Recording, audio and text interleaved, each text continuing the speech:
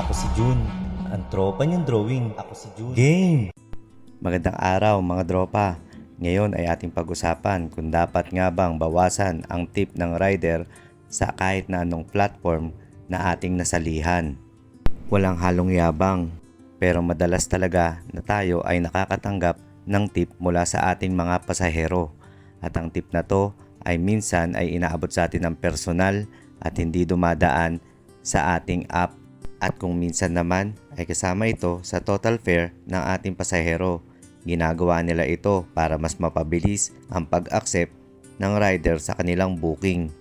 At sa aking palagay ay dapat na hindi ito binabawasan ng kahit na anong platform na ating sinalihan dahil meron na silang 20% na commission sa bawat booking na ating natatanggap.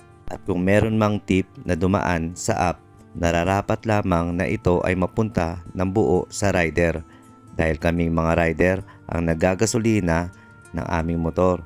Kami rin ang nagta-top up upang meron na silang makuwang commission sa bawat booking na pumapasok sa amin at kami rin naman ang umaharap sa pasahero upang magbigay ng magandang serbisyo. Maraming salamat sa panonood mga dropa. Hanggang sa muli, ito ang example na hindi kami binawasan sa tip ng aming platform na sinalihan. Ride safe. 98 lang yung base fare niya, nag-tip siya ng 20 pesos. Bigay sa akin 120. All goods. Thank you Lord.